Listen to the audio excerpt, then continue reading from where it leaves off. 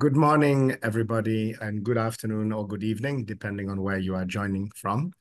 I am Jean-Paul Adam, and I am the Director for Policy Monitoring and Advocacy in the United Nations Office of the Special Advisor on Africa. And we are delighted to welcome you to this second webinar, and I'm conveying the greetings on behalf of the Undersecretary General, Christina Duarte. In this second webinar, we will be addressing the Peace and Development Nexus in Africa, governance, financing, and country systems.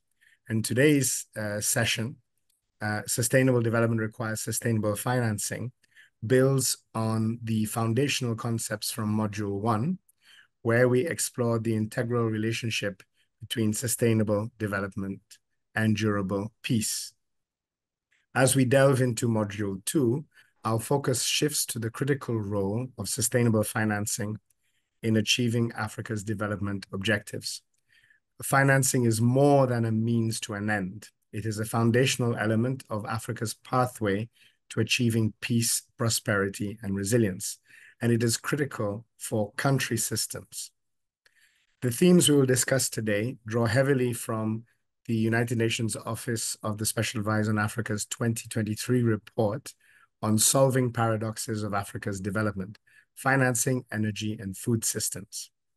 The report identifies the three interlinked paradoxes of financing, energy, and food systems that must be addressed to ensure sustainable development for the continent. We will explore strategies to address the financing paradox, which challenges the continent despite its abundant financial resources due to capital outflows and inefficient systems. A lot of these resources are lost because of ineffective taxation systems, loopholes, illicit financial flows, and a variety of other reasons, including, in some cases, unaffordable debt. And the total outflows are estimated between 500 and 600 billion per year, and therefore are very significant. We also want to tackle the energy paradox, where energy resource-rich nations in Africa, energy-rich both in terms of the fossil fuel resources as well as renewable energy resources, and how countries need to tackle these issues to ensure electricity access and reliable and affordable energy services, recognizing that there are almost 600 million Africans who do not currently have access to energy on a reliable basis. And we also want to explore how to overcome the food systems paradox, where Africa's abundant agricultural resources contrast sharply with the widespread food insecurity. So we will be going a little bit more into detail on the subjects through our webinar, and particularly through the panelists who will be bringing these subjects to life. But before going to the panelists and to the webinar, I would just like to invite everyone to just do a little bit of a recap on completion of Module 2. And by now, you may have seen the first assignment, which focuses on data to analyze Africa's development paradoxes. So this exercise is intended to deepen your understanding and provide actionable insights by supporting you in creating a paradox profile for a country of your choice. The instructions and an explanation video are part of the module and provide the necessary information to complete the activity. If you have any questions, please post them in the Zoom chat, or you can also post them on the forum on the course platform. We look forward to receiving your assignments, which we will then transform into country fact sheets. This activity forms a foundational part of the essay assignment in Module 4, so I would encourage everyone to complete it as it will help you in structuring your essay. We will now move to the webinar and particularly to the panel. And today's panel discussion will bring the themes, the interlinked themes of financing, energy, and food systems to life. And our expert panelists will share their experiences and strategies for tackling these paradoxes with a particular focus on financing as a lever for sustainable development. So let us move ahead and dive into the discussion. First of all, let me introduce our different panelists. I'm pleased to be joined by Dr. Hamid Nourou.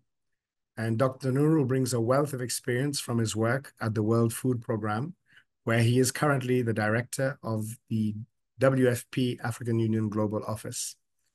In terms of his background, he is a trained veterinarian, and his expertise in agriculture, livestock, and food systems makes him an invaluable voice in addressing the food systems paradox. And I think in particular, we look forward to hearing from him, and not only on how we address the urgency of food security issues, but how we develop systems which are transformative and which are linked to Africa's economic opportunity. We are also joined by Sarah Mbago Mbunu, and Ms. Mbago Mbunu is the director of the East and Southern Africa Division at IFAD, the International Fund for Agricultural Development. With over 20 years of experience in agricultural finance and policy, she will share insights into optimizing agricultural systems to support food security and economic resilience. We are joined also by Mr. Carlos Furtado, and Mr. Furtado is an economist and public finance expert and has played key roles in Cabo Verde's Ministry of Finance, the Cabo Verde National Bank, and the International Monetary Fund. And he will speak to strategies for reducing Africa's financing gap and strengthening domestic financial systems, specifically linked to energy investment and food systems transformation. And I'm pleased to also be joined by my former colleague at the Economic Commission for Africa, Mr. Johannes Hailu. And Mr. Hailu is an economic affairs officer at the Economic Commission for Africa based in Addis Ababa, specializing in energy and environmental economics. And he will address Africa's energy transition and its role in sustainable financing. With that, we will move directly to start our panel. I'm very pleased to see all of our panelists with us. Welcome to you all. And I would just like to remind you for panelists, if you can, just when you are about to speak, some may have connectivity issues, therefore your cameras might not be on all the time, but it is helpful if you turn on your camera just briefly when you start your remarks, because it allows for highlighting of your video and therefore improves the effectiveness of the webinar. We'll start our discussion around strengthening domestic financing systems, and we'll start with the financing paradox. And as we have learned from the course content, the financing paradox is our entry point to understanding Africa's development challenges, specifically why the continent loses 500 to 600 billion US dollars to uncontrolled financial flows annually. And we have also discussed how stronger domestic resource mobilization can function as a game changer in addressing Africa's financing paradox.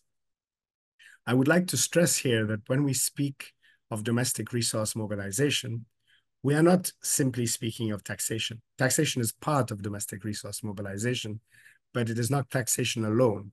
It is how we can channel all of the resources that are available within African countries towards the goal of sustainable development, and particularly people-centered development.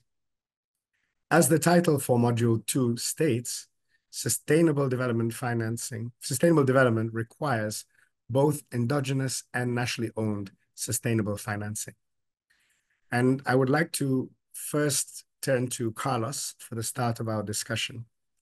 And from your perspective, how can African countries strengthen domestic financing systems to address this financing paradox?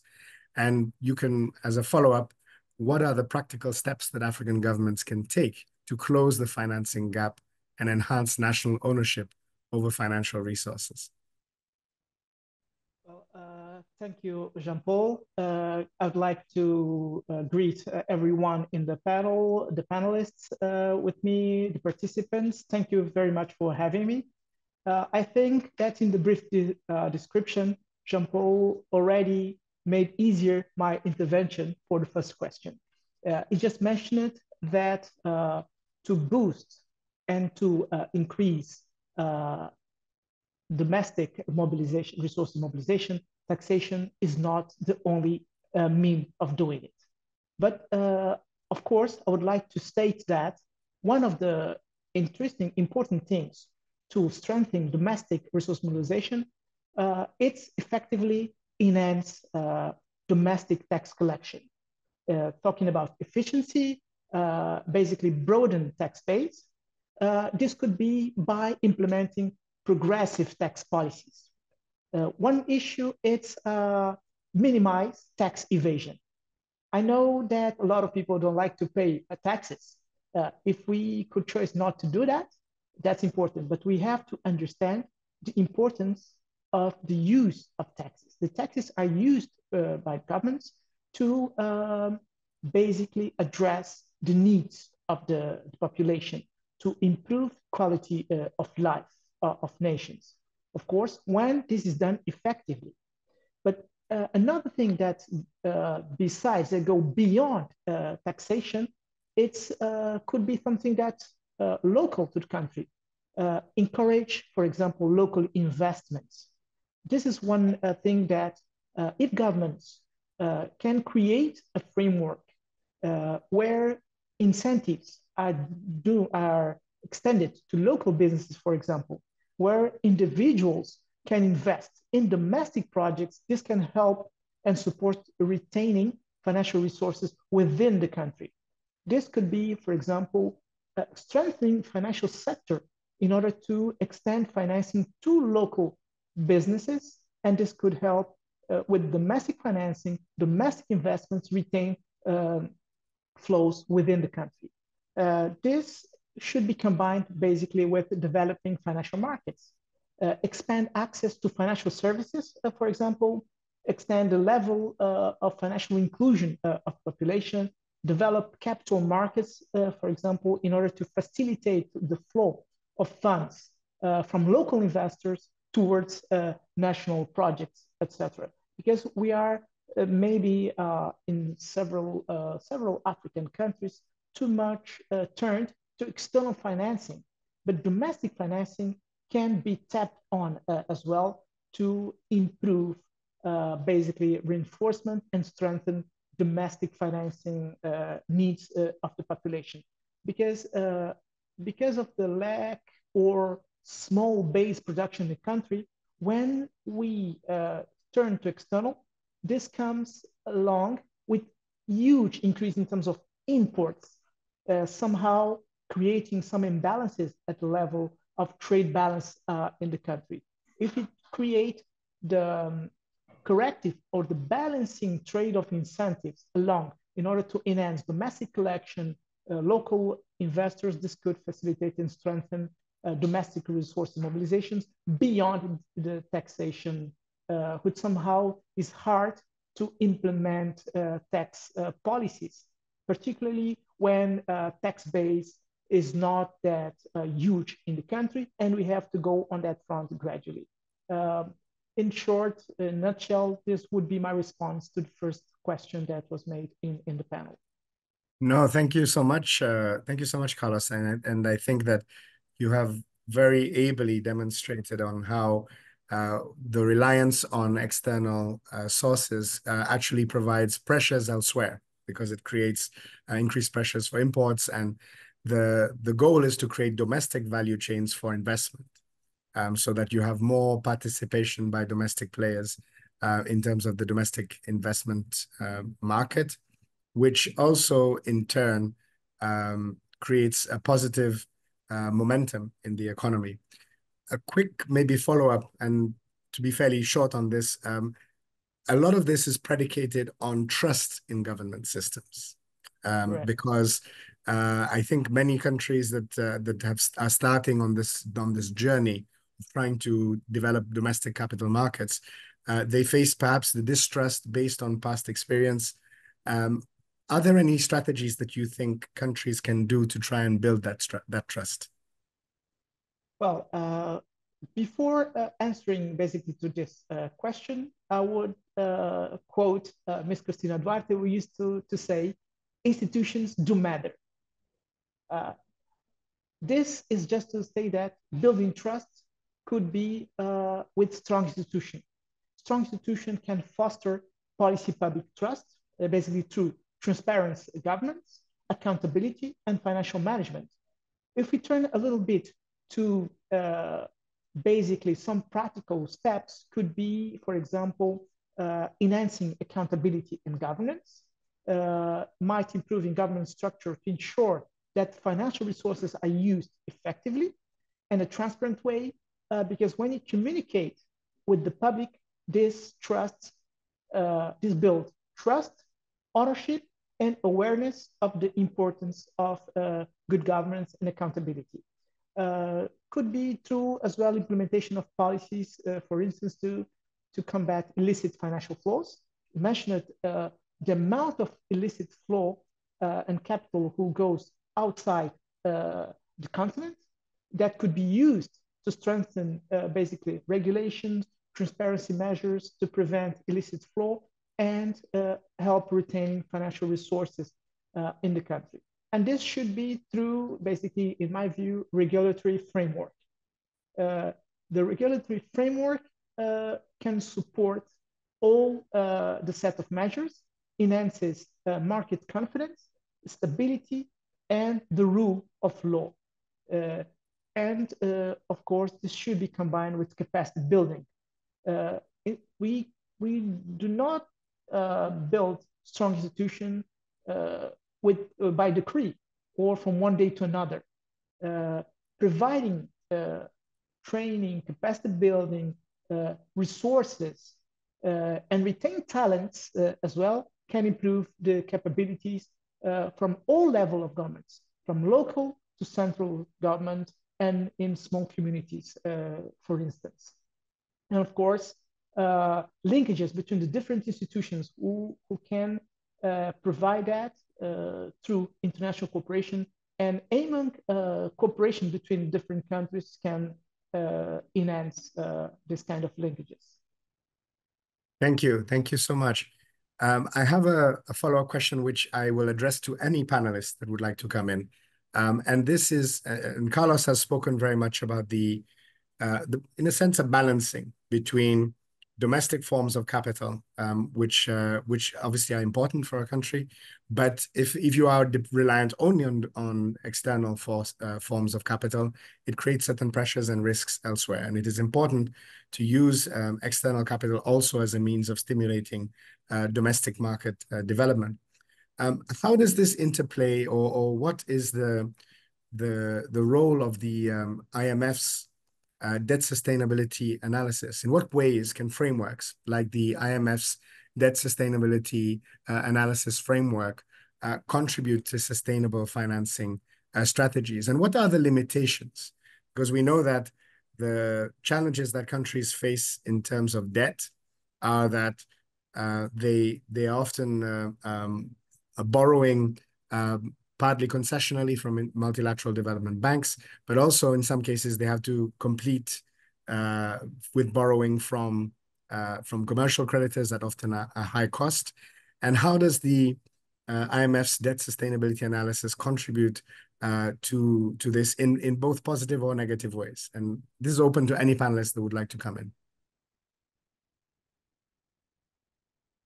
We could start with you, maybe, Carlos, because you have been at the IMF, and if anyone else would like to come in, please do. Well, just a brief overview. Debt sustainability analysis, it's a joint tool developed and produced by the IMF and the World Bank, who supports country in assessing their debt. The idea is to identifying sustainable debt levels. The SA supports and helps countries to assess their ability, their capacity to service the debt without compromising growth on essential public services. In a nutshell, it's a kind of informed decision-making tool and provides the framework to evaluate all different financing options. And of course, I just stated this can support informed decision about borrowing and spending. Somehow, it encourages fiscal discipline. Through regular assessment, this can promote fiscal discipline, but it doesn't always come with good things. Everything in life, we have positive and negative aspects. You're aware that in terms of mandate, the IMF monitors countries through what we call Article 4, with this monitoring in terms of macroeconomic surveillance. And one of the tools that is done jointly with the World Bank is the DSA tool who assesses debt dynamics. But the DSA comes with a lot of rules that sometimes hurdles countries because it classifies your debt, your ability between highly indebted, moderate debt distress, or even low distressal levels. But one of the rules are assessment in terms of institutions that can provide a threshold higher or low levels. The lowest the strength of the institutions, the lowest threshold, meaning that your ability to indebt and having enough resources in order to invest in your development process can be lower, and posing a kind of cycle, negative cycle in terms of obtaining financing. And it's a kind of stamp where you're highly indebted, you kind of have a negative stamp in order that you can get less financing. This is something that, not speaking in terms of IMF, but my personal view, is the reverse way of penalizing those who most need support in a certain period. The best you perform, the better you can get more financing. I see my panelist colleague, the several panelists. I would like to let them step in as well. Thank you so much, Carlos. And I will ask my two colleagues to be relatively short on this point. We do want to hear from you. We'll go directly to Sarah first, and then to Johannes, and then we'll proceed to a question on energy. Thank you very much, and good to see colleagues. Thank you, Jean-Paul, for your moderation and inviting me to participate in this important webinar. I think all I want to say is that, just to reaffirm what Carlos has said, I think that's why there's this global call for sort of reforming the global financial architecture. And it's completely founded. I think the World Bank is leading. Recently at the COP29 in Baku, there was this commitment that any country that has faced climatic shock would suspend basically debt servicing for 2 years. This is particularly important for small island development states. This is part of the solution, but I think the wider one is looking at guarantees in general and how we can use AAA, AA credit ratings from MIGA, World Bank, IFAD to unlock and really provide more financing to member states. And I think that's an important shift. And then also innovations like food for debt swaps, nature for debt swaps, which could actually, could actually help build resilience of countries and help them reinvest where they need it most during trying times. So, and of course, blue bonds, green bonds, and so on. But I'll stop here. Thank you. Thanks so much, Sarah. Johannes, over to you on this question. Thank you very much. I think Sarah has touched already on the critical discussion about the reform of the global financial architecture, partly because of that paradox, right? On the one hand, you do need increasing levels of access to finance to continue to develop, continue to accelerate SDG achievements across the board, which requires about 11% of our annual GDP per year in Africa to achieve that. But at the same time, we do have constraints in terms of the flow of investment from institutions, corporations coming to Africa. And that necessitates the public sector to inject a lot of its own capital in terms of infrastructure development, in terms of health and other SDGs, which would then lead to higher levels of debt, which puts you in the trap of the sustainability issue. Now we have a dual constraint, therefore leading to this paradox. One, you cannot sustain high levels of public spending because of the debt to GDP constraint, which limits you, the IMF and other packages. On the other hand, the private component of the capital is not kicking in, so you're locked into this dual constraints. So what do you do if you are faced in this situation? I think Carlos has mentioned a number of the recommendations. One is this growing discussion around trade, because we know for every 1% increase in trade, there is a 0.5% investment coming in. So trade as an investment vehicle has become a very interesting alternative to mobilizing finance. Second, to tighten tax governance. And there are indications in studies that ECAs that show that would release about $72 billion per year in terms of additional resources from better tax governance system.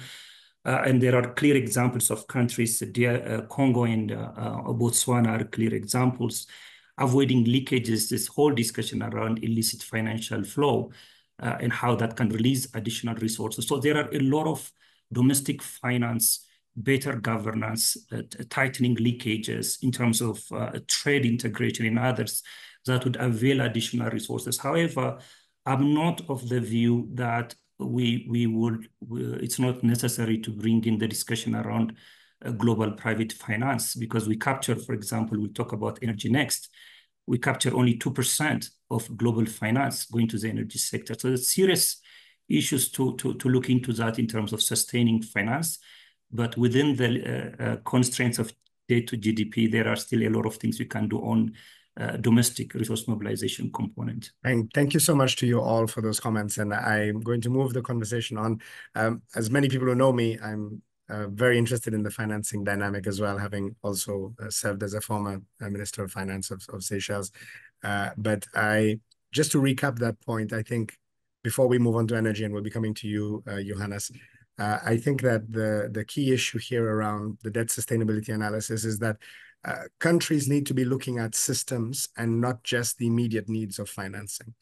And that means, and having a debt sustainability analysis capacity in countries is very important in terms of the engagement with partners like the IMF and the World Bank and other partners, because there has to be a clarity in terms of what purpose is any debt investment for, and also how this unlocks domestic financing systems.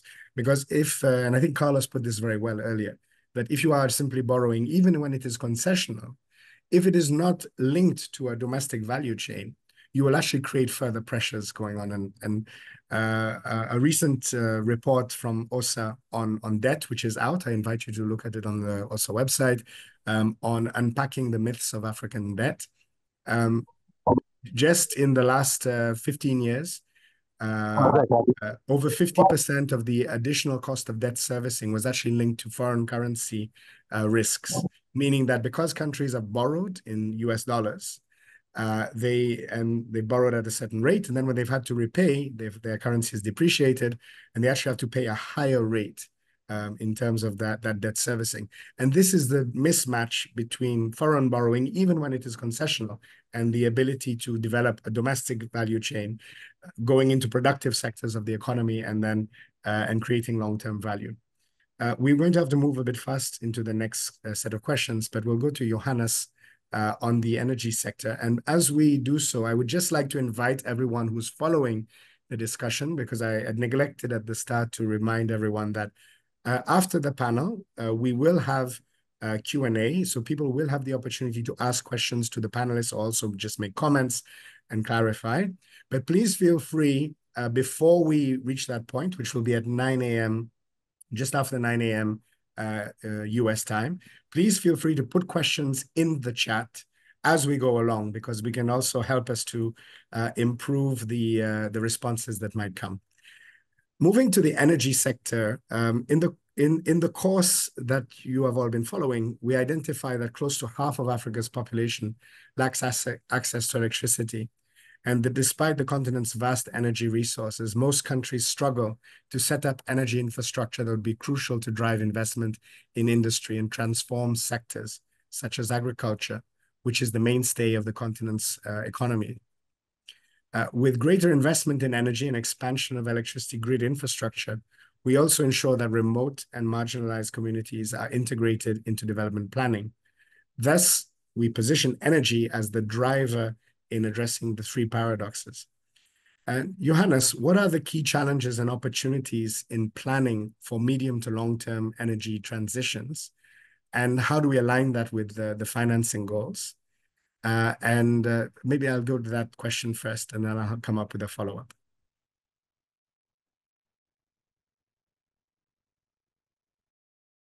You're muted, Johannes. Sorry. Indeed, indeed. Thank you very much. As you just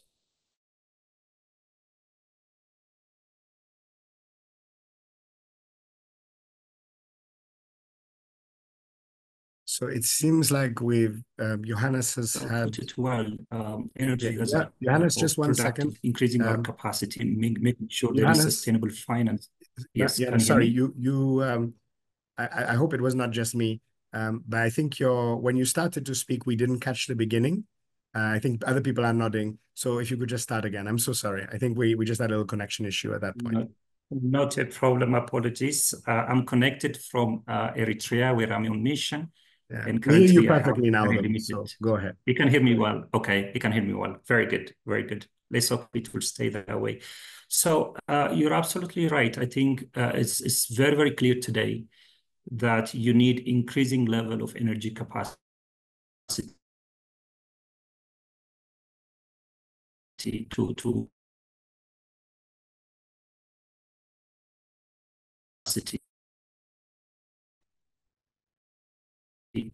link to a number of productive trade enabling sectors and so on and so forth. Now, that being said, this is one of the paradoxes that is clearly identified, the paradox emerging from three sources. One is typically mentioned the resource. Africa has huge amounts of energy resources, especially clean energy resources, which are the foundation of where the energy sector is transitioning going into. For example, you commonly understand 60% of solar resources, significant amount of global wind energy resources, geothermal, and what have you. And yet the current level of capacity installation in the continent is not reflecting that reality. So that is one of the sources of the paradox. The other one is we have a relatively high rate of return as an emerging and developing country, where rate of return are much better than other markets, and then typically that will testament.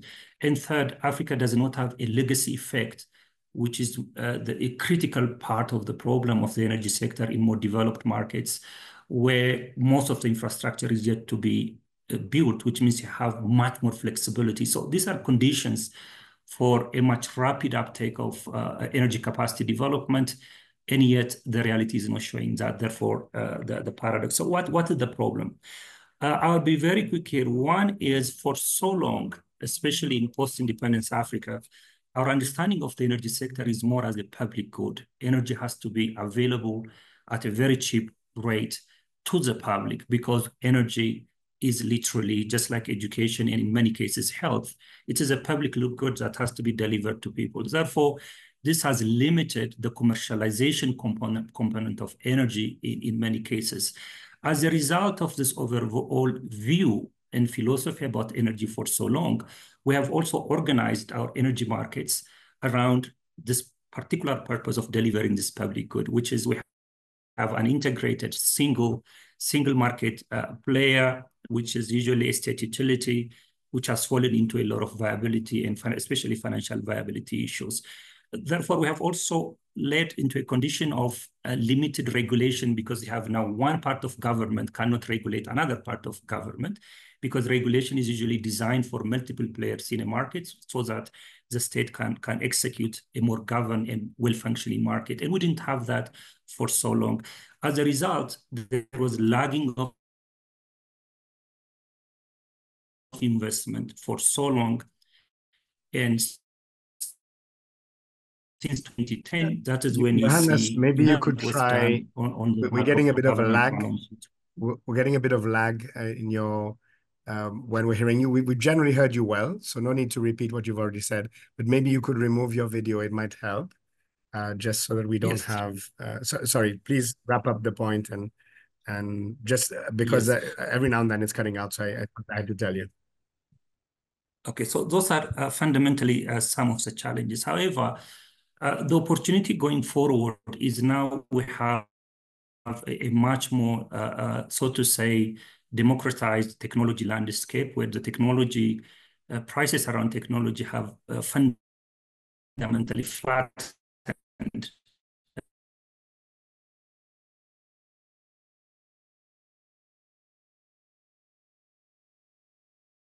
Fall by more than 80% in some cases, building incentives. Second, there are a number of productive uses for which we have models. We just returned from Madagascar, working with WFP actually on how to do the water energy food nexus and to scale up projects up to 100 projects to be financed in that particular case. So we have improving regulation, improving policy environment, better opportunities in productive uses of energy, and a growing understanding that energy has to be managed in terms of economic supply, moving slightly from a public good concept into a commercially run, and that is improving the opportunity a lot. We currently have highly fragmented markets in the continent, within a country, within a region and continentally. Now we have agreed to establish an integrated continental single electricity market to be launched and operationalized by 2042. So you can see the building blocks are being put in place towards a more functional and economically run markets. And I believe that's going to drive a lot of investment to flow in if, of course, we address our current regulatory and policy barriers that is limiting that. Thank you. Thank you very much, Johannes. And apologies to everyone for those, for sometimes a little bit of the challenge in the connectivity. I'll now proceed to the next question, which I will, with your permission, I would jump ahead to Sarah. Hamid, thank you for your understanding, because I think Sarah does have has to leave at the top of the hour, and I would like to hear from her first. So I will just switch the order to go and speak about governance and institutions in financing. And looking at the role of governance and institutions in financing investment in all three areas. This is something that will be explored in more detail in Module 4, but I want to also be able to touch on this component here. So Sarah, looking specifically at IFAD's work on supporting countries in financing agriculture and food systems projects, how can African governments leverage flagship interventions in this area to build public trust and demonstrate effective use of state resources? Thank you, Jean-Paul. It is a very daunting challenge, but a very important one. I think, we've learned a lot already from the process of the Malabo Declaration, where African governments committed to investing 10% of national budgets to agriculture. And this being built on by the UN system when we look at African Union's common position for food systems. And now the all anticipated, Kampala summit, which is going to look at the next 10 years of investments in agri-food systems plans. And there the ambition is very high. We basically need to finance, $10 billion gap in food systems, because we know that it can be pivotal in stimulating economic growth. But failure to act, we've already seen, carries immense costs. So the SOFI report, which was presented this year, I think in collaboration with FAO, UNICEF and others, really showed the extra costs, environmental, social, malnutrition, nutrition costs for failure of governments to be able to invest in resilient investments and actually also plan for the future for climate shocks, for any types of shocks. And we know that humanitarian expense is much more costly than a resilience response. And it costs millions and millions of dollars if you don't go into protection and in resilience building. So what should we do about this, and how can we create transparencies and build institutions that actually make sense? First of all, I think the subsidies that many African governments put towards agriculture are not very smart, and we would need to make those much smarter so that we can get the returns on investment. I think Carlos, Johannes, and others, even yourself, have mentioned how we need to plug into markets, domestic regional markets. We need to shorten supply chains and actually partner more with private companies, invest in SMEs that actually provide services to the agri-food system. So that will be the first thing. I think really supporting non-sovereign financing and working directly with the private sector to build in blended finance and support commercial banks, de-risk investments of private sector would actually be smarter than the subsidies that we have.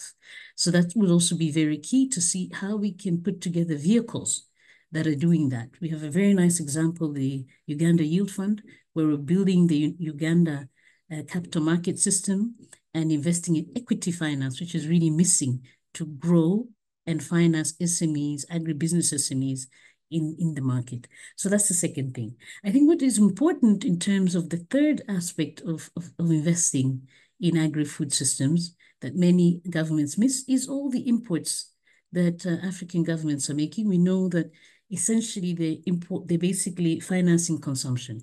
If you look at the large social protection envelope that we do have, we know it's important for the poorest, but that is financing consumption and not investing in production. We also are importing tons and trillions of food into the continent, again, financing consumption and not financing processing, value addition, or production. So how can we target and channel those investments to bridging and building capabilities to actually produce food? I think this is important. And the third piece, I think infrastructure, you can never underestimate infrastructure, and not getting the energy piece right that we just heard about, and not getting the transport, roads, warehousing, managing post-harvest loss, investing in the right infrastructure, even digital infrastructure would actually turn the tide. So we would actually also need to do that. And these are all very important aspects, but I think forging smart partnerships, and that's where IFAD, World Bank, all the good intentions don't work, is when we partner with partners who are not capable to deliver quality, be it infrastructure, be it in production systems, be it in commercializing smallholder subsistence farming, which is dependent on rain-fed agriculture.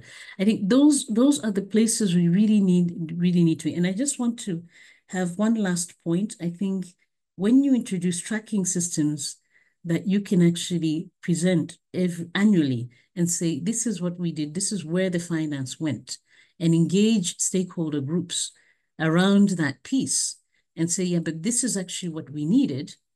I think that helps in the transparencies of where the investments are going and whether these are smart and informed decisions or not. So let me stop there. Thank you very much, Sarah. And I'll just recap a few points also, which I think link in with Johannes. I think firstly, you mentioned the enabling role of infrastructure. And I think Johannes made that point.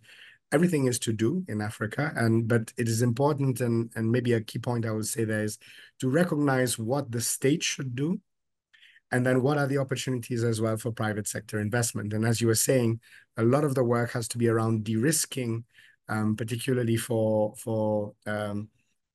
producers in the sector. You need the infrastructural support have to be led by the state, even if the private sector might be able to participate, but you need the state to provide that enabling environment, roads, energy, and so forth, and water, access to all of those resources that allow other things to happen. And then you can deploy de-risking to essentially unlock this value chain approach in terms of production and moving away from, as you were saying, just food feeding into the imports, maybe dealing with immediate issues through imports, and rather really looking at potential or rather expected needs across the continent and matching production to those expected needs and developing that through domestic value chains. A very interesting point you raised was about tracking the finance, and that leads me to a quick follow-up question. So what roles would your organization and other multilateral organizations play in strengthening the governance for sustainable financing?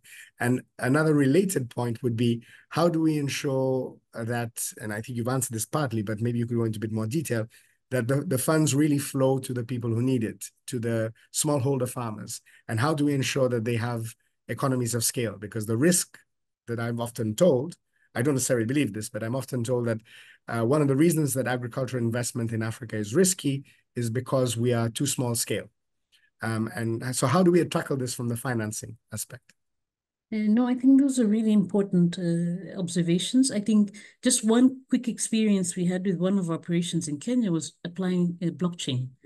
And the blockchain was able to actually trace digitally the use of the e-voucher for smallholder farmers' access to agricultural inputs, be it biofertilizers.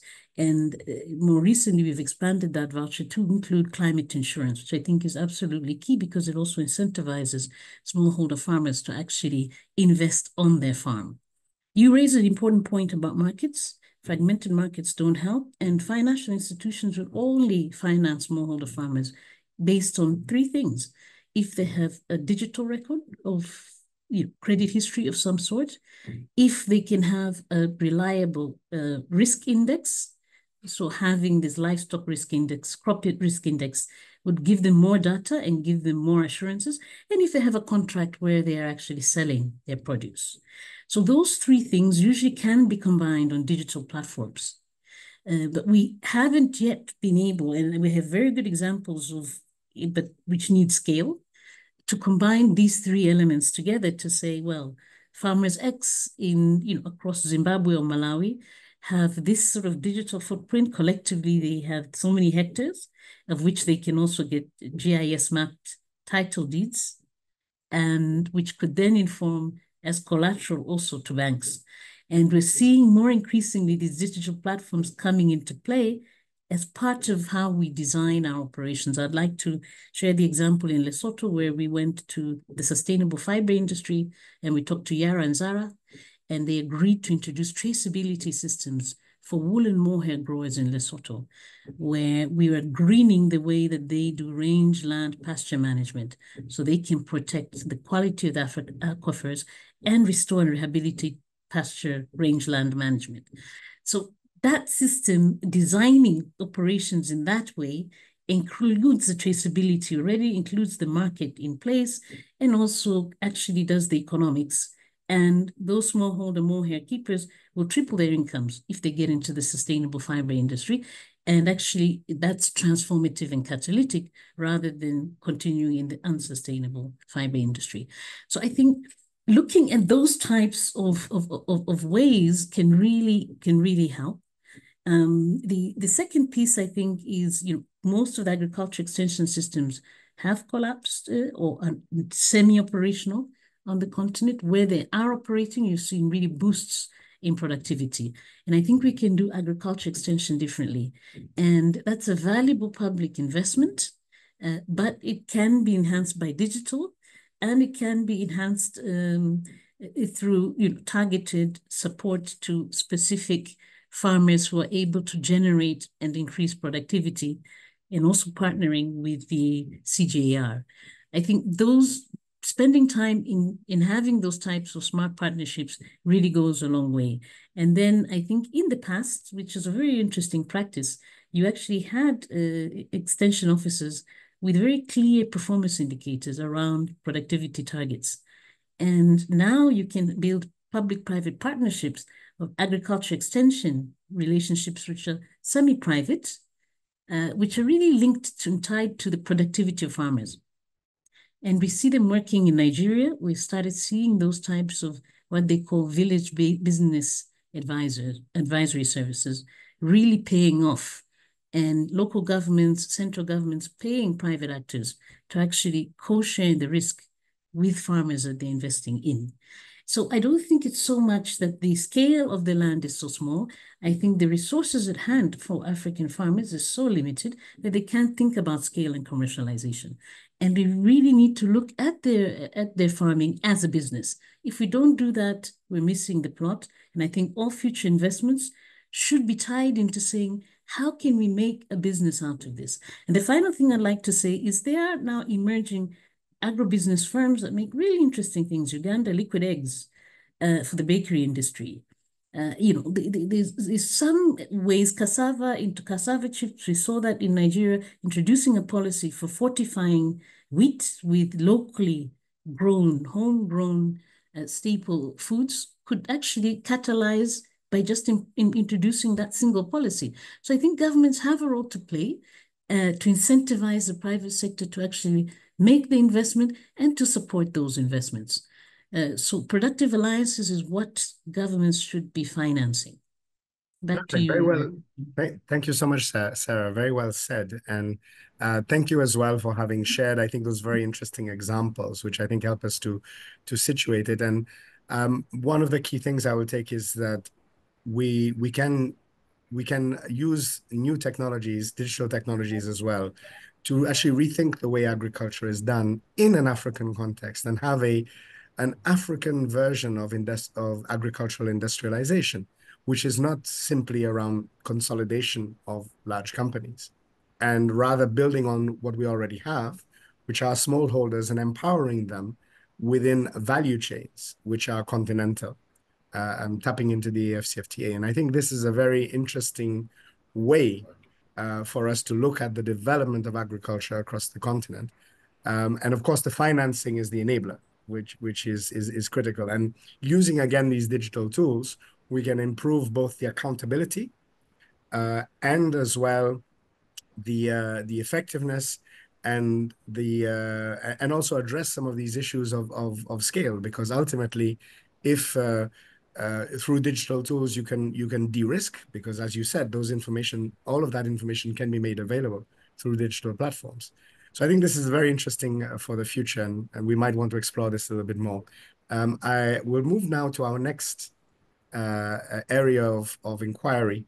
And Hamid, thank you for your patience. And we're looking at the third paradox around food system transformation.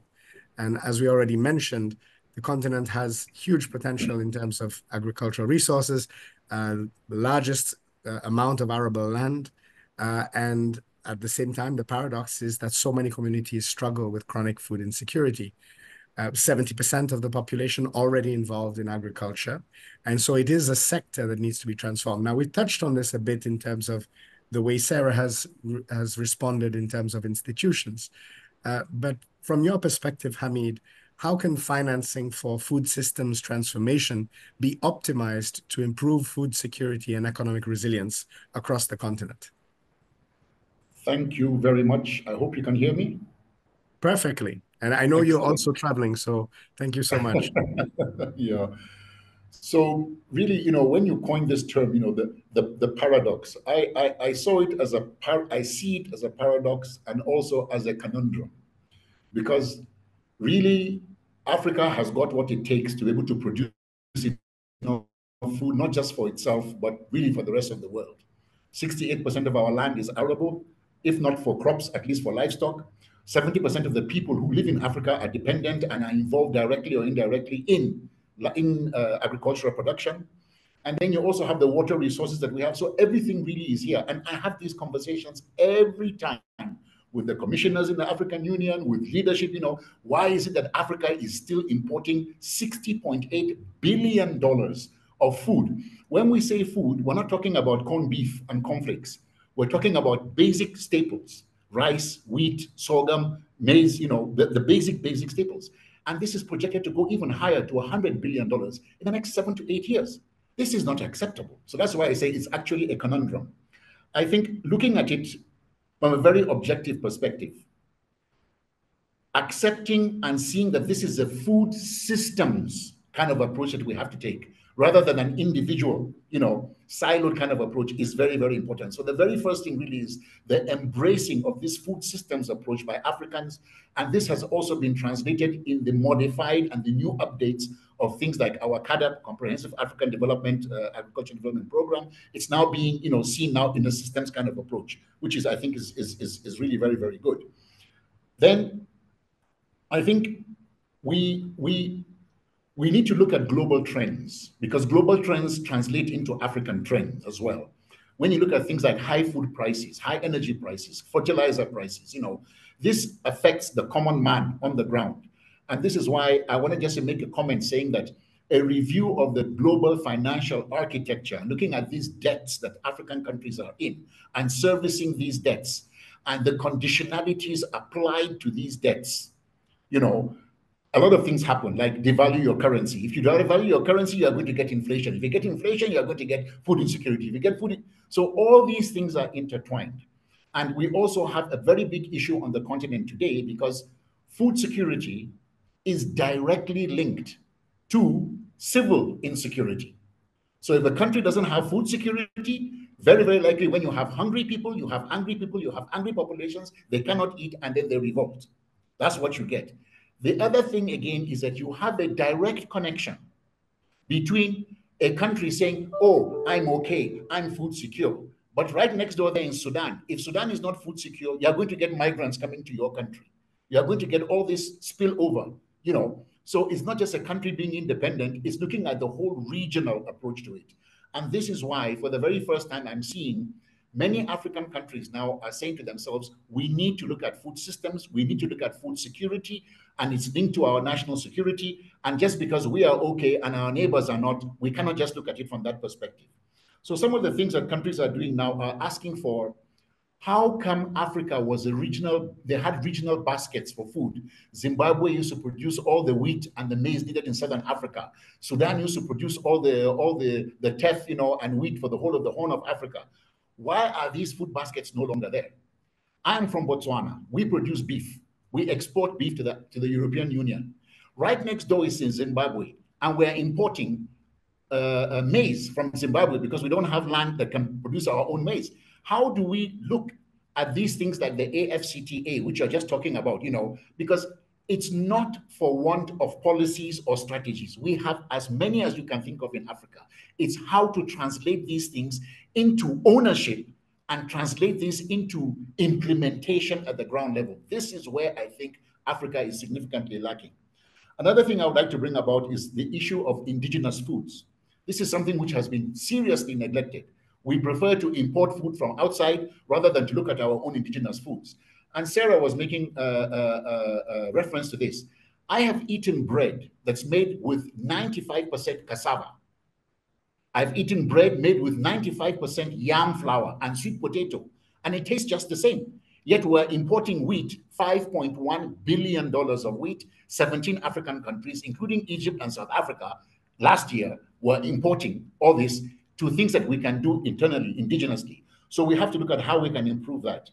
We have a lot of research stations in Africa, agricultural research stations. We have more than 280 on the African continent who have done research on local commodities, but we find out that we are not translating that research into practical application. So that's another area where we're trying really, to see how we can bring in local genetic resources and research and harness that rather than just cut and paste what is coming from outside.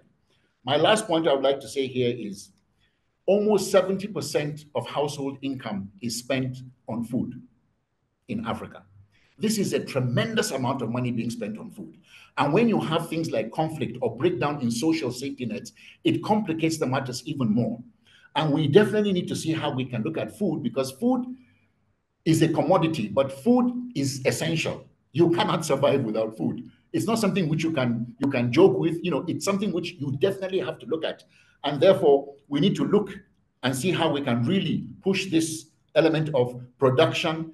And I'm glad that the private sector has come in now in Africa in a very big way. And I'm also happy that for the very first time, if you were talking about 20, 25 years ago, the big players like AFDB, like Afreximbank and Co., they were not there when you look at the food production. Now they are putting money on the table, 5 billion here, 1.2 billion there, into food production. It's not always about money. Let me conclude with this. I was talking with the parliamentarians, the Pan-African parliamentarians last year. And I was talking to, the parliamentarian from Zambia in particular. She said, oh, we need money, we need money. I said, it's not just money, you can do some things. Why don't you allocate land to young people so that when they graduate, there's land? Because when they go to the banks, they say, where is your land? Where is your collateral? If you can allocate land, this is an act of parliament. Today, Zambia has allocated 100,000 hectares of land to youth. If they are trained by FAO or WFP or whatever it is, they will allocate land to them for the purpose of producing food. So we have to think a little bit more innovatively in order for us to move forward. Let me stop here for now. Thank you. Thank you very much. And I think you've really highlighted, firstly, that this is something that is really the lifeblood of the continent, and particularly the amount of income that is currently being dedicated towards food is is obviously a challenge. It shows the precariousness in some ways of our food systems, but it also means that by solving this problem, and hence, like you said, the conundrum and the paradox, if we can solve this problem, then it uplifts the continent in such a fundamental way. And just a quick follow-up question that I would have relating to that is, what are the institutional or policy reforms that are critical to building financially sustainable agricultural systems? And I'll just remind everyone, we have reached the top of the hour. We will be available for questions from the chat and for interventions, so people can raise their hands. They can also post questions in the chat. Some of our panelists, I believe Sarah might have to leave us, but as long as you can stay, Sarah, you're welcome. You can stay as long as you can, but we do understand you may have to drop off. But we invite everyone to please add your points into the chat. But in the interim, Hamid, if you could touch on that follow-up question. Yeah. And I'd also like to go back to Johannes because I think we want to explore the energy side a little bit more if your connection allows. But Hamid, over to you first. Thank you. And I'll try to be very brief on, I'll try to be very brief on this as well. So institutional and policy reforms. When it comes to policies, like I said, we've got all the policies in the world. You know, it's not a question of reforms. It's ownership, it's adaptation, it's acceptance, and it's implementation. Institutions are there, but they are very weak. The leadership of these institutions usually are political leaderships, which we don't need. We need technical, competent people. And Africa has come to the point where we have got so many PhDs and so many, educated people that we can put in these positions where you have these institutions and to empower these institutions technically.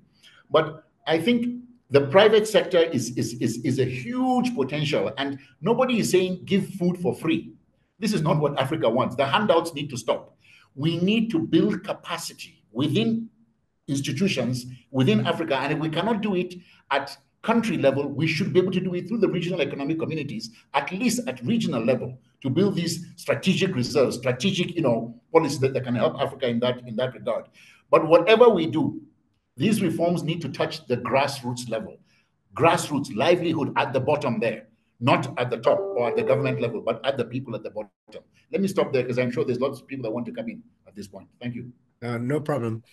We don't have any questions in the chat for the moment. I will go to Johannes to follow up on the energy question, and when I get some questions, I will also come back to the panelists for some follow-up.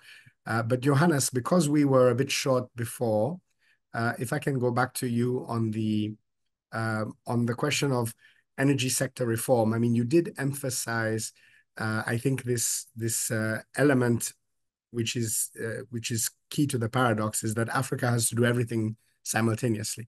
We have to be developing an energy market with investment from the private sector, while at the same time also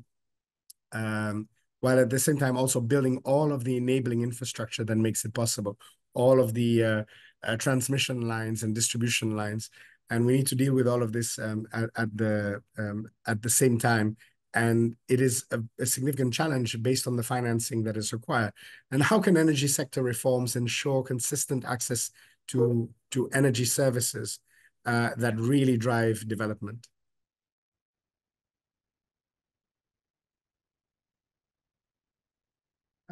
Johannes, if you are able to speak. And okay, you are muted. I also note there is a hand, and I will go to that person shortly from Goaban. But Johannes, if you can come in first, if you can. Colleagues, can you we hear you now. Hear me now? We hear you. Yeah. I'm not sure. Yes, I will.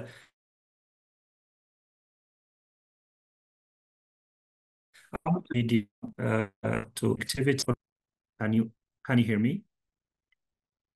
We hear you. It's breaking up a little bit, but we can hear you. Please go ahead and we'll try.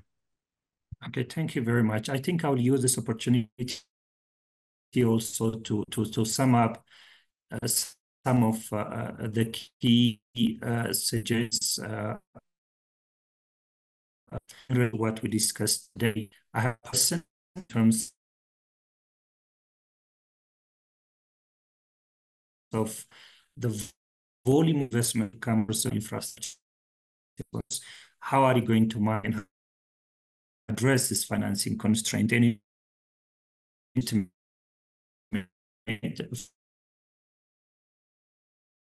for example, this investing close to 2 trillion is invested in clean energy resources globally. So this is a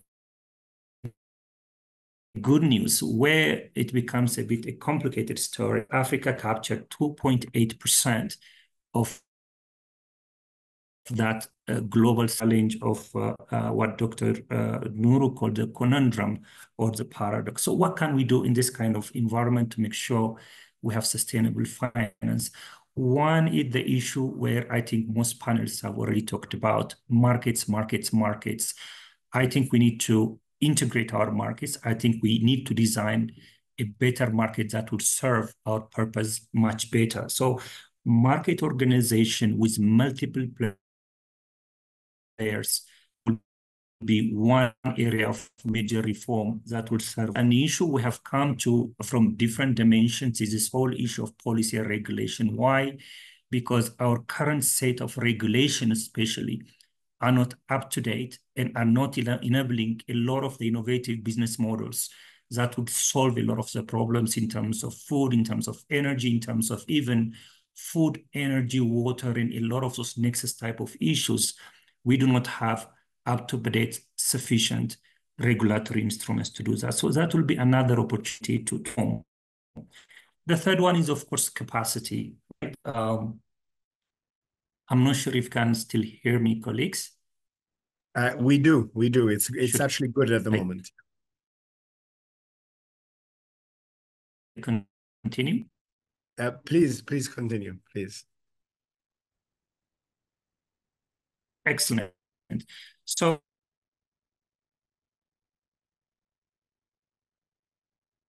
unfortunately, I think asking the question of if it works is the wrong thing to do. It has jinxed. Johannes, unfortunately, we've lost you. But let me just recap for everyone, and I understand that the connection was in and out, but fundamentally 2 trillion globally investments in energy, less than 2.8% in Africa, and he was speaking about the importance of consolidating markets. System. Sorry, Johannes, we lost you again. I'm sorry. I was just recapping the part that you'd already said. Yeah. Okay, sorry for the interruption. I don't know if you can hear me well. I was basically going to add one point. Go ahead. I think there's a bit of a lag which makes it less convenient for our participants. One point I wanted to add is this whole issue of fragmentation again. I think Dr. Nuru talked about regionalism when it comes to food systems and food markets. The same applies for energy. We have a huge opportunity in terms of regional integration in trade in energy services. However, currently we have highly fragmented markets, basically energy trade across regions, which is below 2% today. So that is another area of huge opportunity. Finally, let me wrap up with this particular statement. In terms of how we can channel not only sustainable investment, but sustainable development, the sector. The key term here is enable. We have to enable the energy revolution to flourish in the continent. It's happening globally. Energy transition is taking root. There is a rapid integration of new and improved technologies. We have to enable that kind of revolution, not only at the regional and large scale level, but at the minute from pico, small, micro level. There are a lot of energy revolution and technological advancement taking place that will not only deliver on access, but it can also deliver for productive uses, in this particular case, in improved food production and resilience in the agricultural sector. Allow me to stop here. And again, apologies for the lag in terms of my input here. No, thank you, Johannes. Your input was invaluable, and we apologize to participants for the connection problems, but it's important that we we consider these questions. I'd now like to give the floor to Juan Goabwane Ratedi, who has raised their hand. You can take the floor by activating your microphone, and then we have some questions in the chat, which I will allocate in a second. Go ahead. Please introduce yourself. Good morning and good afternoon. My name is One Ratedi, One Hwaba One Ratedi from Botswana. Thank you so much for the informative session. I know that the panel has spoken of agricultural operations as a form of financing. However, I wanted to know, is there any other example of successful innovative financing models or systems which you know of that have supported sustainability goals in the African region? Thank you. Thank you, One, and apologies for having got your name wrong, but the excellent question. I will go to the panelists if anyone would like to address that question. And I'd also just mention the other questions that have come up in the chat. We have a question from Robert Akatia Arma saying that at the Global Food Systems Summit a few years ago, aimed at driving food systems transformation, how can we ensure that the commitments made by governments are adequately financed? And what do we need to break the gridlock and red tape that plagues the implementation of these frameworks? Perhaps this is something that Hamid could address shortly. We have a question from Peter Quest on how can the UN work closely with African leaders to advocate for more job-related opportunities to the youth. There is also a question from Morihi Ramonate on the fact that Africa used to have the food baskets, which have been diminished, and to what extent is this contributed from climate change? I think maybe, Sarah, you are still with us. Do you want to answer some of those elements? I think you might be able to give some examples of finance, of innovative finance. I can come in as well afterwards. But please reflect on any of the other questions that are interesting. So maybe after Sarah, we can go to Hamid, and I can hear as well from Carlos after that. Okay, no, thank you, One, for the question. I think they are. I think the issue is, when we talk about innovative finance, we'd want to understand how innovative is the finance and what makes it innovative. I think those are some of the questions that we'd want to raise. But generally, when you look at the portfolio, even if I take, for example, the IFAD type, there's many different types of finance. We have been very strong in East and Southern Africa on irrigation, for instance. With the recent drought in the South, this has been a huge challenge. And I think traditionally, those huge irrigation schemes were meant or touted as a solution. And we know the challenges of maintaining those schemes or even access by smallholder farmers to those schemes. But by scaling up a range of irrigation solutions across Zimbabwe, across Lesotho, Eswatini, which really range from rainwater harvesting, small micro dams, drip irrigations, the precision, sort of irrigation that John Paul was discussing with digital agriculture. You see that, and then multi-purpose boreholes. You see this range of technologies that you could finance to provide, sustainable solutions, in the hands of smallholder farmers, which they're able to manage and to maintain. So, I mean, of course, I can put a couple of those in the chat just so that you can have a look at them. But for that context, I think this is very, very key. Now, many of those governments, and we were recent discussions with the Minister of Agriculture from Namibia, and, you realize that it's not enough to just have an irrigation solution. You have to look at the sustainability angle. And, quite frankly, in the South, if you don't look at water tables and if you don't plan around the pricing of water, the quality of water that you have, and then think about your export mix. Which types of crops can you export given your water resource, given your soil health resources? What can you do? And I think that's what most countries are grappling with. So even though you want to go for regional integration, as Hamid has mentioned and Johannes has mentioned, to regional export markets, if you don't get the resource mix correct in the face of climate, you won't be able to succeed.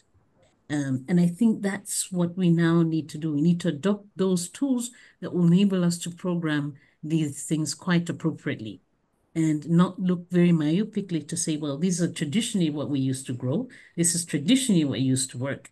But now, what does it make sense? For instance, South Africa has started to say, should I export the box juice or should I export an orange? What is the water content in those two export products? And what does it mean for my future resource in water is the next oil? So I think that is where ministries and building the capabilities of those ministries to do that is very, very important.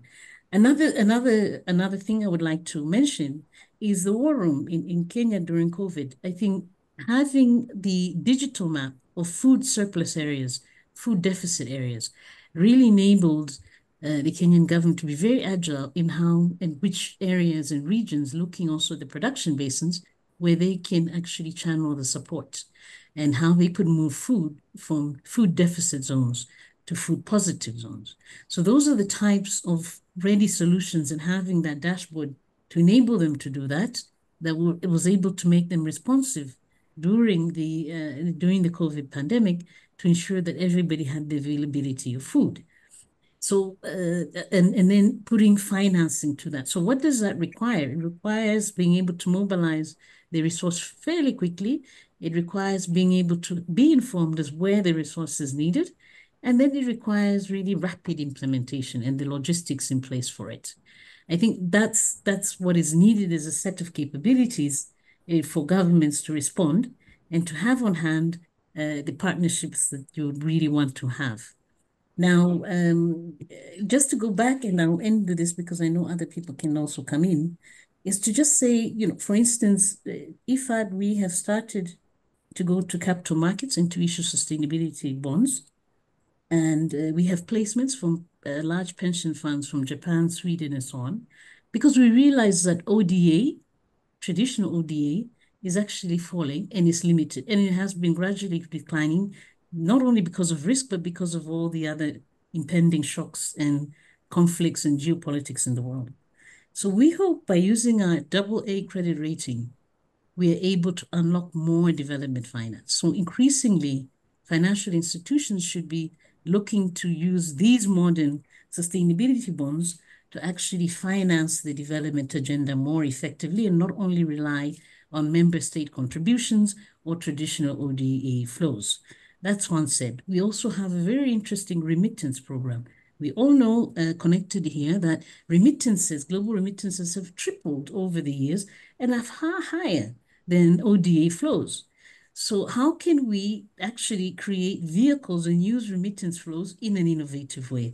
Looking at diaspora bonds, we have been working with some governments to try and unlock that and also have investment platforms so that the diaspora can actually invest back in their home countries and, and have not only feed social and health reasons, but actually unlock financing in that way. So those are some of the innovative financing streams that we're trying to look at to see how can we unlock other sources of finance that are out there that might not be as traditional. Thank you. Thanks so much. Thank you for this range of examples, and I do think it's very interesting. Let's go to Hamid and then Carlos. Hamid, if you can tackle a few questions that might be... there are quite a few of them here for me, but I'll just try and go through them very quickly. So for the first question there, governments, you sat in the Food System Summit years ago and we're back to square one, nothing has moved. This shows the level of what we're trying to say. The policies are there. The commitments are what is lacking. We sat down to sign off on the CADAP in 2002 in Maputo. I remember all the governments signed, we're going to give 10% of our budget towards agriculture. How many countries actually realized that? 4 out of 55 countries, only 4. So the commitment needs to be made. And I understand when you're saying gridlock, red tape, this, that. This is why the African Union needs to make sure that they hold these people, these governments that have signed up to these policies and treaties accountable and give regular reports, not to name and shame them, but to try and see how we can stimulate to help them move forward. There are good examples, and I'll give you one. The homegrown school feeding. Right now, the homegrown school feeding, we're feeding more than 66 million children in Africa. okay? And 84% of that funding is coming from countries, small countries even like Togo, Benin. They are putting $2-3 million towards homegrown school feeding. And it is actually taking off. It's now sustainable. They are doing it on their own without outside intervention. So these are the kind of things that we need to really look at and to push. Another area that we need to look at is learning lessons. Rather than learning lessons from the traditional West, we need to learn lessons from countries that have been in Africa's position, like India, like China, like Vietnam. 30, 40 years ago, we were importing food into India. Today, they are self-sufficient. So South-South technical collaboration is very important. Let us learn, where are we going wrong? How did they do it in our lifetime? And how can we emulate them? But definitely it has to have political commitment and the urgency and the demand by the people, especially the youth, and using innovations to move forward. The other question was on climate change. Yes, it's a very big issue. We just have to see how we can adapt and look at opportunities in this climate change. It's affecting everybody globally. The narrative that Africa only produces 3.6% of greenhouse emissions, and therefore those that produce 95% should pay us. That is, I'm sorry, not the right narrative. We need to look at our situation the way it is and see how we can adapt and adopt what we have. And a lot of local indigenous knowledge really can come into play here. The last question was on the fellow from Lagos State, Alani. Yes, the youth, small scale entrepreneurs, how do we support them? So government should be responsible for creating the policy environment and enabling environment and regulations for things to be done up to standard. But it should be left to private sector and the youth really to push these things forward and to take it forward in a better way. I understand funding and things like that are limited, but now better opportunities are opening up, and this speaking to each other and learning lessons across the continent is very important in that respect. Let me stop here. Thank you so much, Hamid, and you've covered so much ground in such a short amount of time. Thank you so much. I'd like to go to Carlos and maybe to address some of these questions, maybe through the lens of country systems. I think in terms of innovative finance, you may have some examples that you want to share, but it might be good to link those as well with country systems, because maybe one key point that I would say is that innovative finance is only useful in that it helps you meet your goals. Okay, thank you. Just to take advantage of what colleagues, panelists, Sarah and Hamid said, I think it's evident that we should showcase good examples.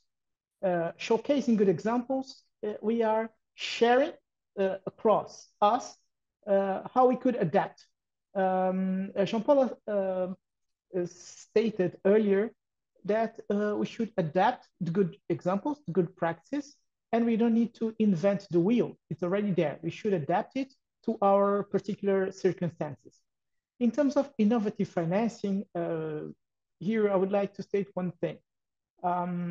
Maybe we should push for some reforms in terms of procedures in order to allow us to use faster available resources.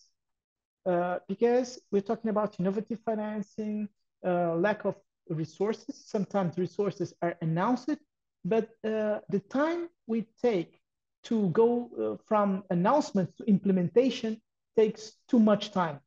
And sometimes we lose the opportunity to really take advantage of the resources available. And in the process of development, it's when we really say that time is money. And when we announce innovative financing, innovative tools, and we take 5-10 years to implement a good project, we lost over a decade. And what we are really taking advantage of that. We're talking about energy transition, need for food security. And if you like to implement a good project on agriculture, bringing new techniques, new technology, and we take 5 years just to prepare the project. From the preparation to the implementation stage, we take almost a decade.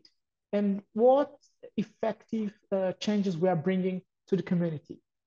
This is something that, in my opinion, we should advocate in order to see how we could fasten the procedures. Of course, always taking in consideration that we should push for transparency, the right use of available resources, but we should look as well in terms of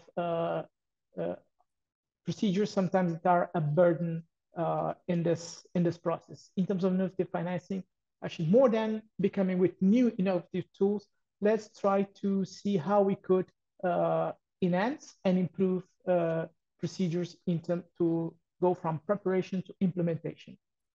In short, it's what I would like to add on top of what all my colleagues in terms of panel already said.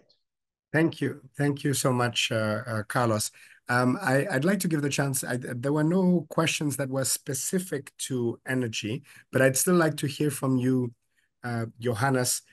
We've had a lot of focus around the food systems, but in particular, let's say, and you've, for the moment, focused on the opportunity of addressing the fragmentation in energy markets. But how do we link, for example, domestically, the investment in energy systems to really power, for example, agriculture and the development of agricultural opportunity across the continent? Maybe you could give us a few reflections on that.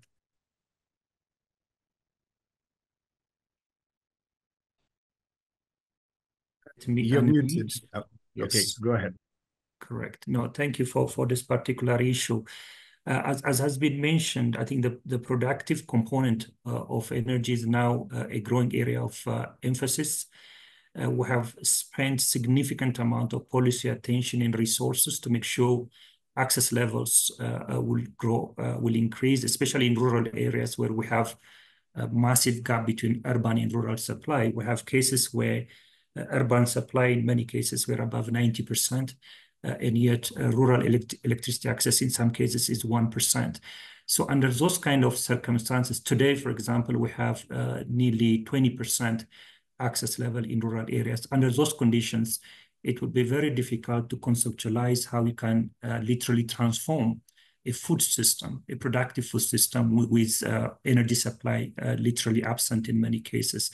So we have now a practical example in experimenting with this idea in Madagascar, where the work has been concluded. One, you definitely need water, but water is not only surface water. You have a lot of groundwater resources across many places in the continent, but accessing it requires energy. Therefore, agricultural modernization from small scale to medium and large scale, which requires a lot of quality water, in this case, groundwater, becomes a very important resource, but energy has to be connected to those kind of applications to catalyze and transform the food system across regions. So we looked into water issues. We also looked into agricultural practices, for example, how frequently a given region is farming under ideal conditions. Why one, why not two, why not three? If you put the right mix, that's when you crack this production system. So the very first thing to do was to map out and to understand what resources are available, map out all energy resources across the board, map out agricultural potential, and map out water resources, surface and groundwater, and make a good link. That gives you the resource base on the basis of which to link these productive sectors for transformation. Now, once that happens, the next critical issue becomes market, right? We have to address rural energy markets. We have to also address integrated food systems and food markets. These two markets have to read into each other.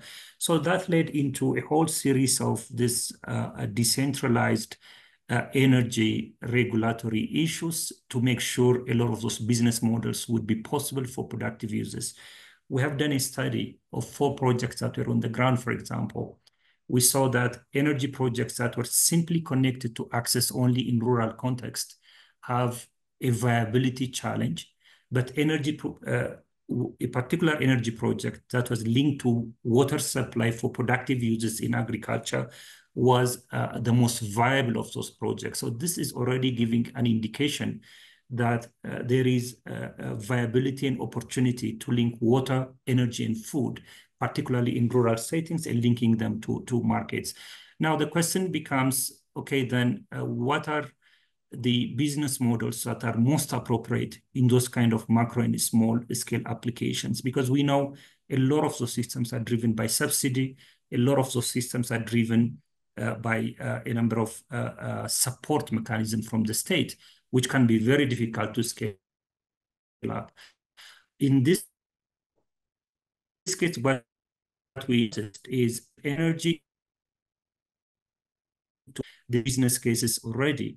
If high value markets, and if energy is connected to high value agricultural production activity, already now you solve two problems in one. One, rural electricity supply without productive use is a very difficult business case to do. Therefore, agriculture can kick in to solve that problem. However, productivity of agriculture suffers without energy input and without access to market. So by resolving these three issues, a business case was made. And we're very happy that now that project will be scaled up to 10 sites now. Eventually, there is interest from the World Bank and others to finance 10 projects and then expand in the Southern African region as well. So this is beyond a simple nexus, but this is a real opportunity to solve. The weakness of one becomes the strength of the other, and if we cluster them together, the business case increases quite significantly. Thank you so much, Johannes. I'd also take the opportunity to thank Sarah. She had to drop off, and we appreciate immensely her contribution. We're heading into towards the end of our discussion, and participants, please feel free if you have any final additional questions to add them in the chat, or there is still time as well for you to raise your hands. I will come in with some responses to some of the points that have been raised so far as the moderator, but I'd also like to share some experiences also based on the work we've done in OSAA. But then I will go back to Carlos, Hamid, and Johannes for a final question and wrap up if we don't receive any additional questions, and that will take us to the end of our session.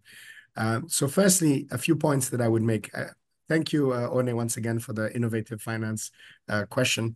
I think Carlos really emphasized how this can be. Well, firstly, let's say there are many examples actually in Africa of these innovative financing examples. One of the challenges is that they remain outliers and they are not necessarily integrated within systems. And this is linked to Africa's position in terms of global financing system. So there is a challenge of what I would call integrating innovative finance within systems, which is absolutely essential. And my key argument around innovative finance is that you must start with the goal and not with the finance. And what that means is that countries need to really focus, what is the thing that I want to achieve? And then what is the best way to achieve that? And the United Nations has been working at country level for the development of integrated national financing frameworks, or INFFs.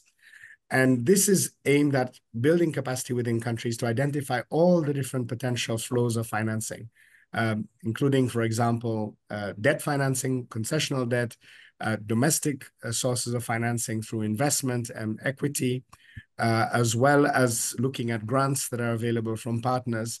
And by the way, sometimes it is actually better to take debt than grants. And I will explain why. In some cases, when you get a grant, there are actually a lot of conditionalities attached, which maybe not be immediately apparent, but often I always go to the point that there is no free lunch. When a development partner is giving you a grant, it's usually also not only to help you, but also to advance their goals. And if your goals are aligned with their goals, very good. But in many cases, that might not be the case. The best scenario is to actually invest in systems that will develop future flows of finance. And to build on the examples of my country, Seychelles, when we did a debt for climate adaptation swap, which is an innovative form of finance in 2015, followed by a blue bond, and was aimed at developing the fisheries sector. The key focus for us was to get the flow of finance to financing marine protected areas, but also financing the sustainable development of the fisheries sector, and particularly the participation, improvement in the value chain for fishing entrepreneurs. And that meant getting them more involved in processing. So not simply catching and selling, but being able to process, to get to use, to better integrate with the cold chain, as an example. And I think a lot of the innovative finance is more effective if it's placed within a country system, which involves all efforts around domestic resource mobilization, financing for the private sector, and development of these value chains. And I think, speaking to a few of the other points that have been raised in the chat, particularly around food systems, I think there are some very good examples.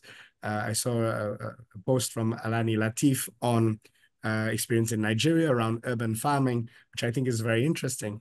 And I think the challenge for Africa is that building on these examples, which are often small scale, but then integrating them into country systems through institutions, which create trust, and financing, which is not only externally driven. Sometimes you may need the external driven finance to then catalyze domestic forms of finance, and then which create those systems. And I also do know one of the points in the chat where somebody reflected that some examples were given of Lesotho, which doesn't resonate with their own experience. I think this does go again to the point of scale. In many cases in Africa, we are innovating. Let's not forget that mobile money originated in Africa. We have addressed a lot of these things, but we need to be able to deploy these within country systems and continental systems that then lead to transformation. So with those comments, I'd now like to go back to our panelists with a few, to give them the chance to say some wrap-up remarks. I will lead with a question, but you can also tackle any other issues going forward. So starting with you, Carlos, because you kicked us off. From your perspective, what is the most important aspect at the country level that countries need to take to address their financing systems? Well, thank you, everyone. First of all, I would like to address my following remarks with what I started. Institutions do matter. If you look internally on our internal institutions, internal capacities, create the proper internal framework, internal environment, this would probably create leverage within what we need to do to address the big challenges we have. We all are aware that we need to invest a lot to catch up comparing to other parts of the world in terms of infrastructures. You mentioned it, for example, a simple thing, that access to electricity. Without electricity, probably our growth and development is compromised. But to do so, we need to invest heavily. Now we have other sources with the energy transition. For example, we can profit of technology, advances in technology to address what we should probably be done 2-3 decades ago. But we still cope with challenges.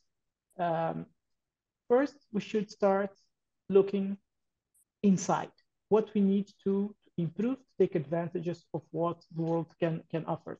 Dr. Hamid stated that we have a lot of internal capacity, but if we don't take advantage of the capacity we have in Africa, probably we keep having brain drain, moving to another places of the world, in other institutions, and our development process stays somehow compromised.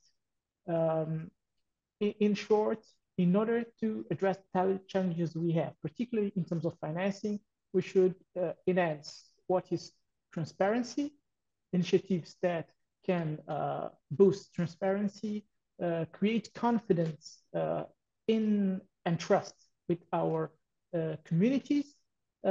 We should highlight success stories, and why not how to say, another thing that we should as well look at it's monitoring and evaluations.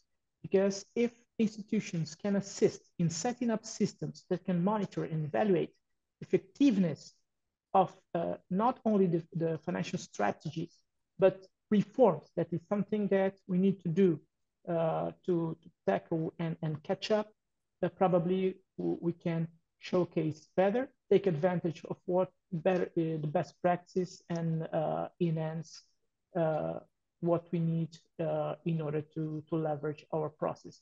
And just before that, just to complement, thank you, Jean-Paul, for remembering this. An example that I forgot earlier, to take advantage of innovative aspects of financing.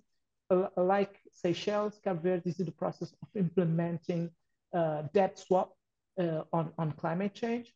So far, it's in a bilateral basis with Portugal, where country-to-country financing are now turning to a fund.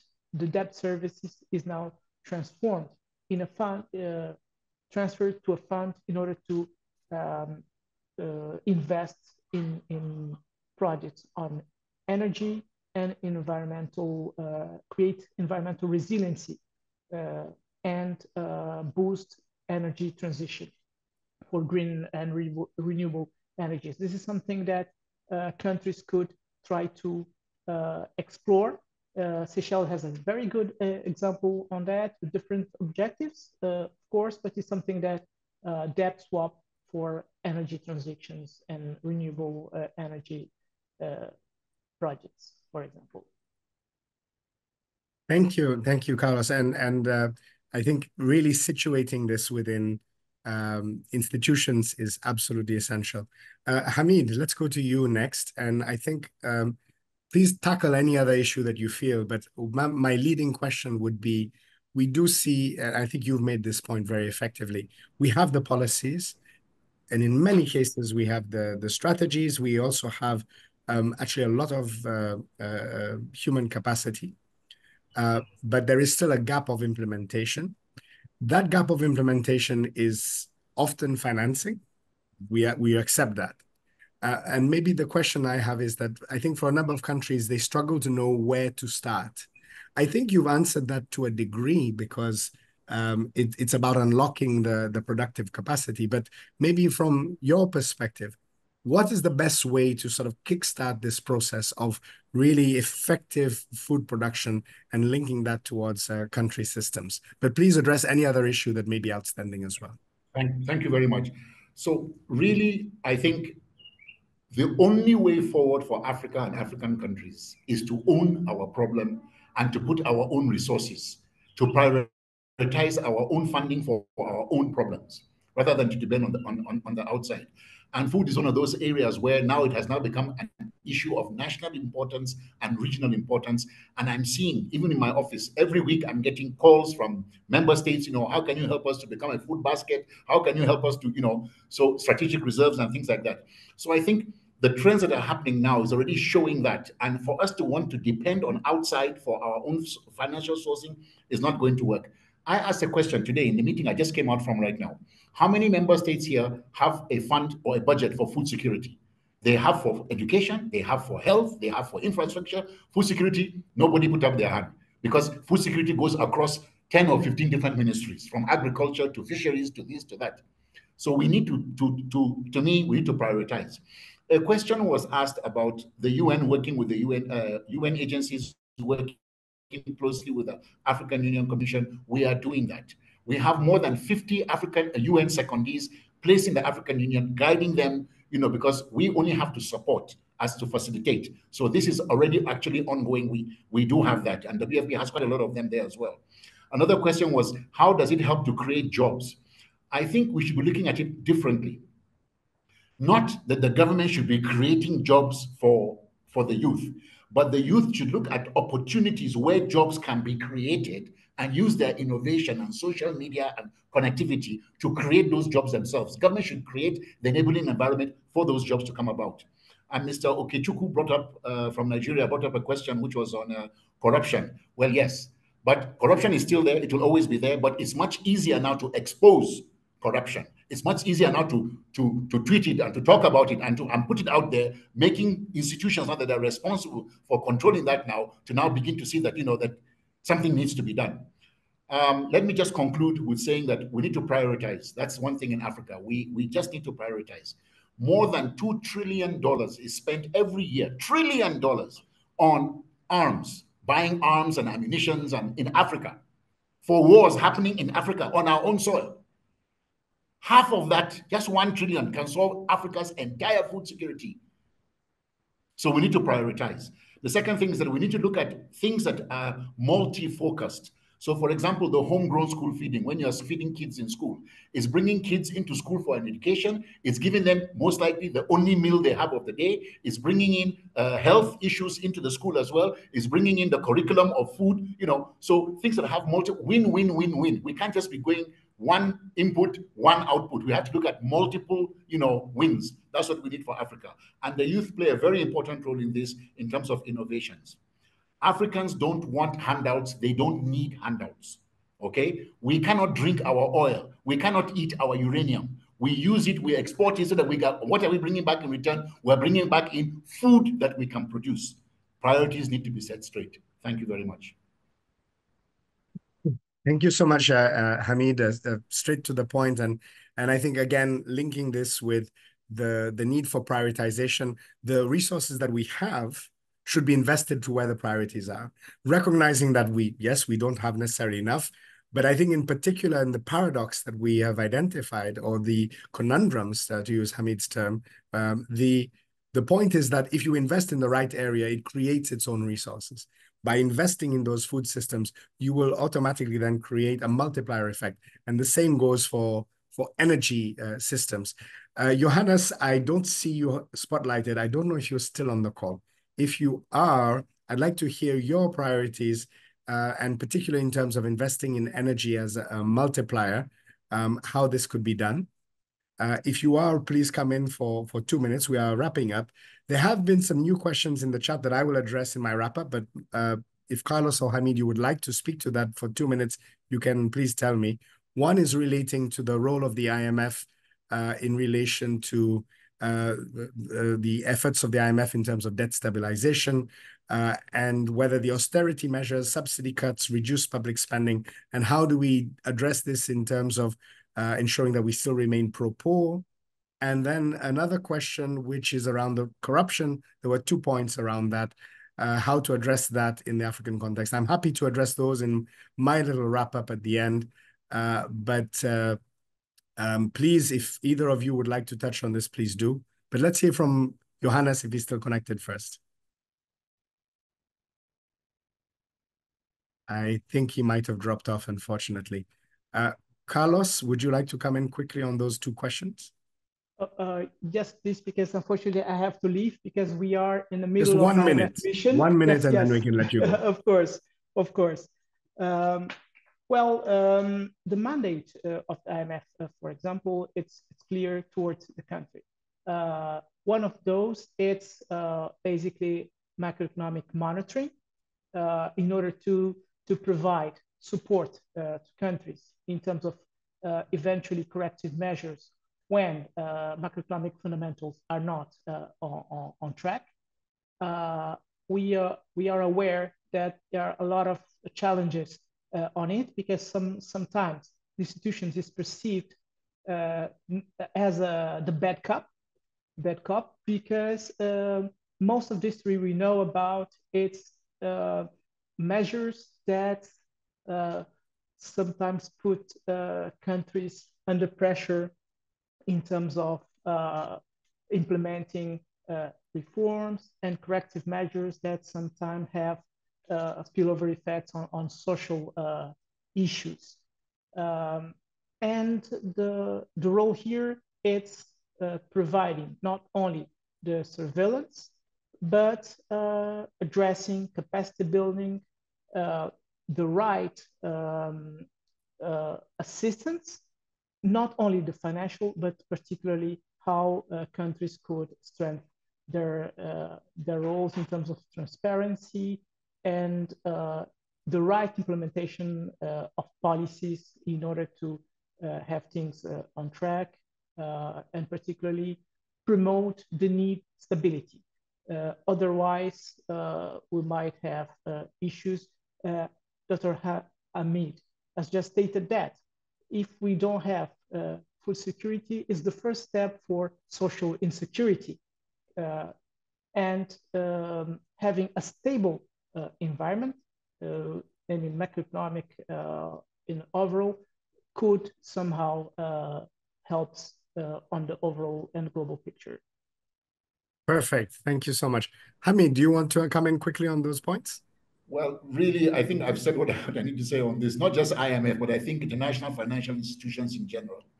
I think they have goodwill towards trying to help, but we need to be very careful in how we negotiate and how we use those resources when they come to us. It's not just because many of them come, with conditionalities, that in the long term, we are now struggling with a lot of debt that we've taken from 30, 40 years ago during the structural adjustment programs, as we've seen. And African countries are still struggling with that. So caution, and maybe look more nearer towards regional Africa capacity and individual country capacities. For the corruption one, I think I've already made statements on that one as well. It's easier now to expose it and to highlight it, even if you can't do anything about it, but the systems will come up.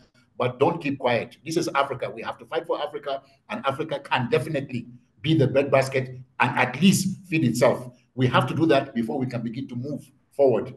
Thank you. Thank you. Thank you so much. And I'd like to just proceed now for some closing reflections, and I will cover a few of the points that have already been touched on by both Carlos and Hamid, and previously Sarah and Johannes.